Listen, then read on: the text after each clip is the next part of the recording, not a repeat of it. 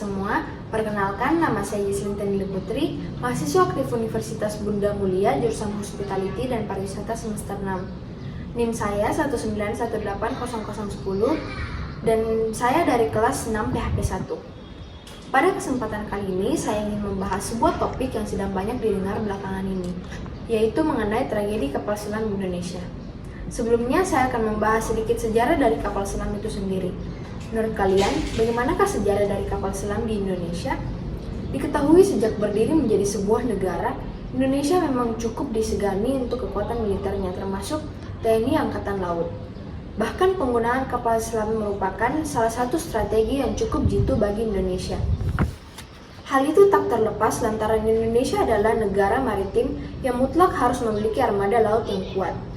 Salah satunya adalah kepemilikan armada kapal selam yang cukup dibutuhkan untuk menjaga keamanan negara.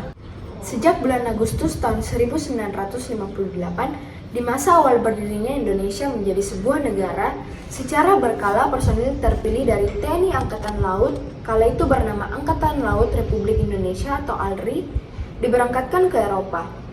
Setidaknya 110 personil yang diboyong ke Eropa Timur kala itu untuk mempelajari seluk-beluk dari kapal selam. Tugas kapal selam memang jauh dari publikasi, serta jarang terlihat oleh kawan maupun lawan. Selama beroperasi di Indonesia, banyak kapal selam yang ditugaskan dalam operasi senyap. Para personil yang bertugas juga harus senyap dan penuh dedikasi yang tinggi.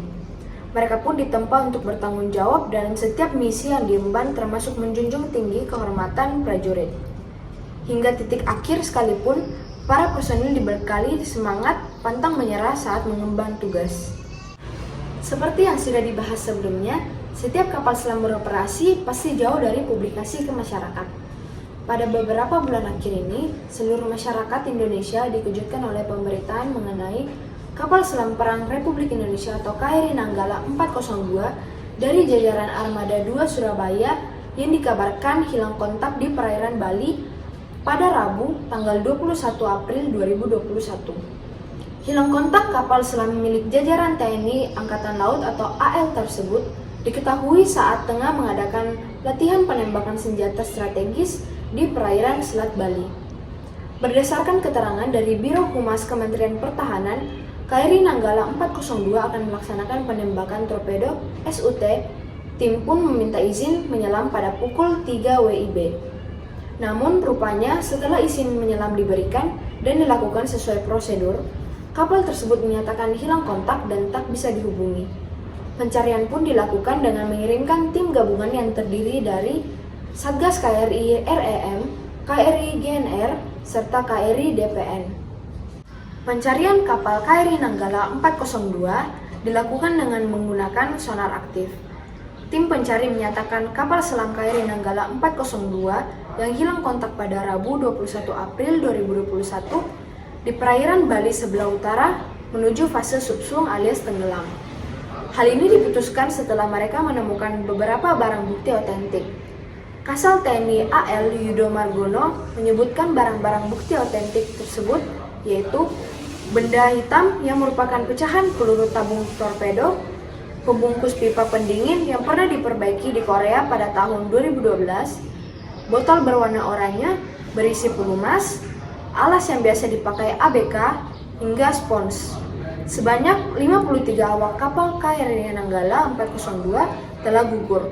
Kepastian itu diperolehnya setelah didapatnya visual bagian-bagian kapal yang telah hancur dari tim pencarian dan penyelamatan. Hasilnya ditemukan visual dari kemudi vertikal belakang, jangkar, bagian luar badan tekan, kemudi selam timbul, dan bagian kapal lainnya. Selain itu, ditemukan juga baju keselamatan bagi awak kapal, sehingga Yudo menjelaskan baju itu semestinya berada di dalam kotak. Ia menduga sempat terjadi kedaruratan di dalam kapal, sehingga personel mengeluarkan baju itu tetapi terlambat. Tim pencarian dan penyelamatan KRI Nanggala 402 telah menemukan potongan besar kapal selam tersebut, yang terdapat di kedalaman 838 meter perairan Bali Utara. Kepala Staf Angkatan Laut atau KSAL, Laksamana TNI Yudo Margono menyatakan kondisi kapal KRI Nanggala 402 terbelah menjadi 3 bagian. Indonesia telah berduka karena kehilangan putra terbaiknya dalam tragedi tenggelamnya kapal selam KRI Nanggala 402. Berikut merupakan cuplikan berita mengenai ditemukannya potongan besar dari kapal selam KRI Nanggala 402 di kedalaman 838 meter.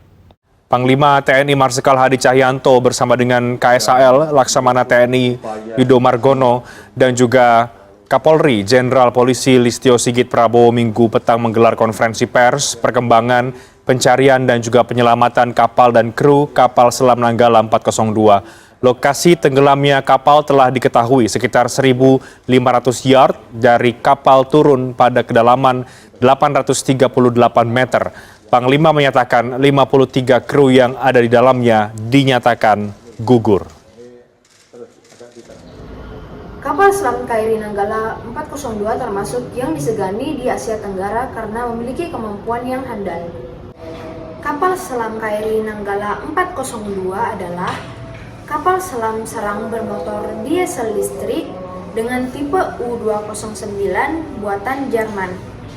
Namun, berdasarkan pernyataan yang disampaikan oleh Bapak Presiden kita yaitu Bapak Joko Widodo pada pidatonya mengenai tenggelamnya kapal KRI Nanggala 402 mengatakan bahwa segala upaya pencarian dan penyelamatan sudah diupayakan yang terbaik. Namun, seluruh awak sudah dinyatakan gugur dan berlayar untuk selamanya untuk menjaga laut yang ada di Indonesia. Oleh karena itu, marilah kita semua mendoakan seluruh awak yang telah gugur dan juga keluarga yang ditinggalkan agar selalu diberikan kesabaran, ketabahan, dan juga keikhlasan atas kedukaan yang dialaminya. Dan juga kita tidak lupa untuk selalu mendoakan agar para pejuang bangsa ini selalu dilindungi dalam setiap perjalanan tugasnya untuk melindungi negara kita Indonesia. Sekian pidato dari saya. Mohon maaf apabila ada kesalahan kata dan penyebutan.